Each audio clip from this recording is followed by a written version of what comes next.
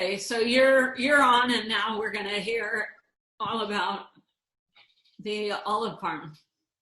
Yeah, so we were just, we talked earlier on with Tanya about what we thought might be a little more interesting for you since, it's not the same as being here. So we thought, why not describe the tour, just to give you a sense of what it would be like if you were to come. And so Tanya's going to tell us a bit about what you could expect if you were to come. So what happens when we come and visit your farm? First, I say that I don't speak English. I speak Globalish, but I don't speak English. So I'm sorry for that. We walk through the nature. Yes? Yes, we go to our vineyard. We are in the hills near Cetona, and we go to our olive oil road. Yeah. And then we can see the difference between all the olive trees that we have inside the field. So because we have 5 different olive trees that give us different olives, so different flavor in the olive oil. And the best olive oil is the blend of all these olives. We have the Moraiolo, all typical of the center of Italy. We have the Moraiolo, the Frantoio, Leccino, and sorry, it's difficult for me to speak in the camera. Correggiolo and Minuta di Chiusi. Oh, thank you. Ma se volete posso tranquillamente parlare in italiano, per me è molto più facile. Did you understand that? Claudia, you understood all that, didn't you? I do. And all these kind of olives give us different flavor. For example, we have the Frantoio that give us more almond flavor and not too much bitter. And we have the Moraiolo that give us more strong taste like artichoke and more bitter. The blend give us an equilibrated product, equilibrated extra virgin olive oil, and we are a small company, but we want lots of awards. We have all over Italy. We have lots of international too, and we after the olive fields. After the olive fields, Sure you are. we come back to the farm, to the house, and we taste. We make a professional tasting with different kind of olive oil. We have the DOP, the high quality. We have the extra virgin olive oil. And basic, and the Minuta di Chiusi too. Minuta di Chiusi is very particular olive oil because become for the very ancient olive trees, the Etruscans one. The olive is very, very thin, small. Okay, so can I just say one thing? So the Minuta di Chiusi, this olive oil that she's talking about 3 different types of olive oil. They're all extra virgin. So it's not as though they're 3 different types in the sense, I'm going to say, like you have, I know in the States you also have like orange flavored or lemon flavored. So these are olive oils, extra virgin olive oils that are similar but different. They have different characteristics based on the types of olives that they're made with. Okay, so La Minuta di Chiusi is a very, very small olive. It dates back to Etruscan times. The Etruscans were a civilization that inhabited our area before the Romans did. So it's a very ancient variety that they still have some examples of these trees in their olive grove. And instead of not picking the olives because they're so small, they decide to sort of invest in these olive trees together with the University of Florence. So it's become like they say like you have their heritage variety, and so if I'm not mistaken, they're also involved with slow food. So it's trying to save these ancient varieties as opposed to just letting them go, just because they are part of the area, they're part of the heritage. So just to make it clear that when she's talking about 3 different types of extra virgin olive oil, they are similar in flavor, but slightly different because they have different characteristics. But they're all different regular extra virgin olive oil, no flavoring or anything like that. Just to understand the difference in high quality extra virgin olive oil and standard quality. To have 10 liters of high quality, need 100 kilos of olives in high quality. To have 10 liters of standard, we need less because the olives are not good. We have the DOP is our best olive oil, but we taste. Yes, is our best olive oil is the high quality. The acronym DOP means denomination of origin protected.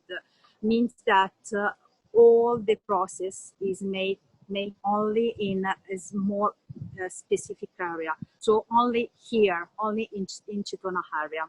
When we come back to the house, we taste 4 different olive oil.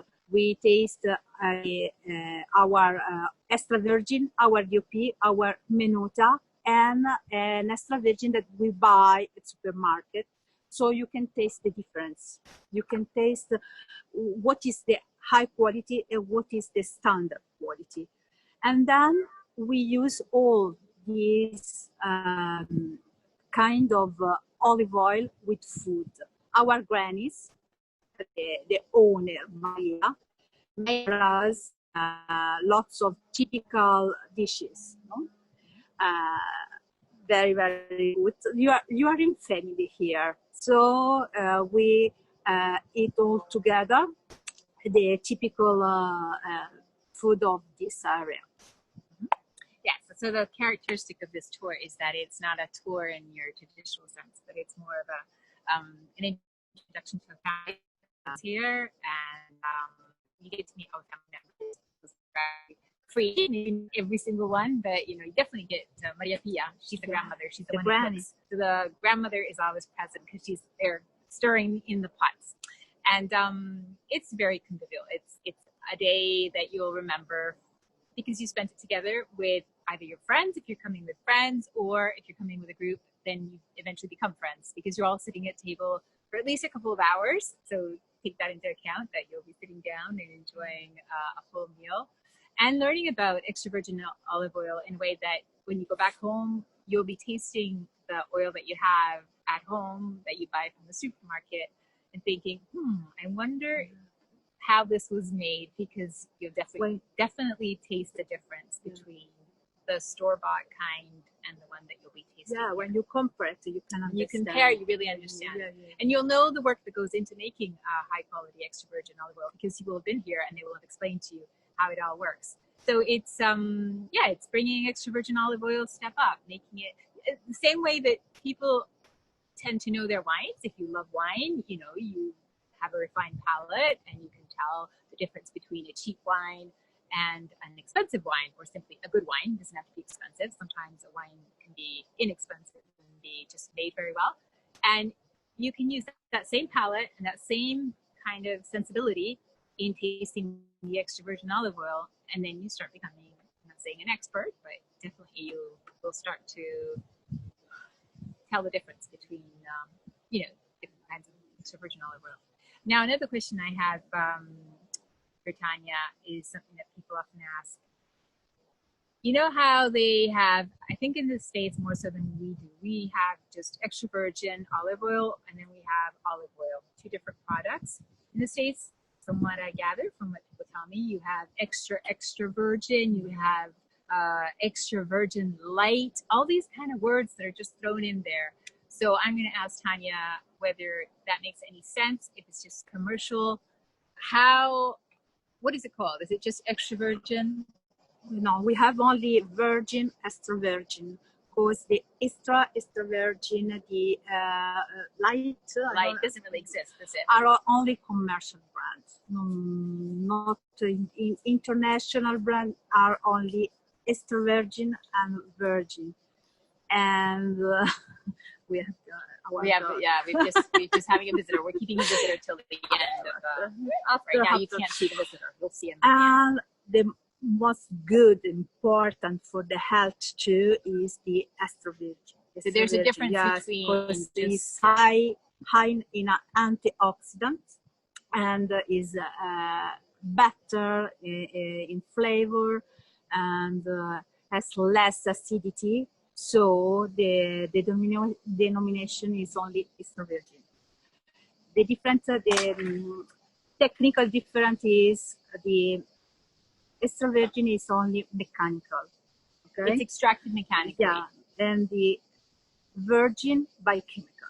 Yeah, because there's a chemical process. So when you bring your olives to the mill, so if you're doing cold press, so-called cold press extra virgin, you're bringing olives that have just been picked to the mill, and they are crushed, turned into a paste, and then the oil is mechanically extracted. So when they say cold press, what they're saying is no heat is added other than the heat that comes naturally due to the friction. So that's what you're reading. Cold press extra virgin will be produced that way. Olive oil or virgin olive oil is extracted through a chemical process. So that is the huge difference between the two. Okay? Most important. So even like when they say, I don't know, there's other words that they say, extra, super cold. No, it's only commercial. It's all commercial stuff. Yes, yeah. So whenever you doesn't buy oil, don't worry about all those extra words. They don't really mean anything. In Italy, you can find delicato, you can find light. We can divide, when we taste olive oil, we divide in light, medium, and strong taste. Because I'm an international olive oil tasting, and I'm an international judge for lots of awards here in Italy and in Spain too. And these are the rules, no? Yeah. We taste first all the olive oil, and then we divide in about your nose, the fruity. If it's light, the olive oil is light. If it's not too much strong, it's medium. If it's strong, it's strong olive oil. But only by nose. Only if you taste and it's too much strong, I taste the acidity. You can't taste the acidity. Human can't taste the acidity of olive oil. And if you say it's too much bitter, it's too much pungent, this is non-depend of light. Lighter depend only from nose. Okay, so what she's saying is, these are characteristics that she, as an official olive oil taster, would give. She would note them down, and these characteristics are technical characteristics. They're not something that would be written on a label. No. So what she's talking about now are the characteristics that are given to each oil that they taste, and they will decide which one is best based on these characteristics. It's possible to write. You can write light fruity, medium fruity, strong fruity, but other kind of words are not important. Okay. So Claudia, did you have any questions? One thing I was going to mention at the beginning is that when I say it's a small farm, they have 3,000 trees. So I don't know if that gives you an idea of how big it is or not, abstract number, but compared to some of the big companies, 3,000 it's a lot to manage for them. It's a lot to manage, but it's still family. Before they really don't do it to make the production. They just do a small quantity, and they like to enter their olive oils in competitions. Yes, they So do it's yeah, they do a small production, and I think they would really like to be able to work full time at the farm. Now, all of them have day jobs that they have to work at in order to pay for all the costs of running the farm. So eventually, their idea would be that of being able to work full time at the farm and be able to live on selling extra virgin olive oil, which is not possible for the moment. So yeah. And to give us a perspective, like in Puglia, they have 60 million olive trees. What? Right. How many are in Tuscany? Quanti altri sono in Toscana? Era Puglia. Tuscany is very small area for. I don't know the number, but less. Much. She said Less. Puglia is known in Italy like the region that produce quantity, lots of quantity. Tuscany, but the center of Italy is known in Italy like for quality. Okay. We have less olives, less olive oil, but the quality is higher than the. One thing, and maybe those of you joining us today, you're aware of this, but if you actually look at a bottle of extra virgin olive oil in the store, and especially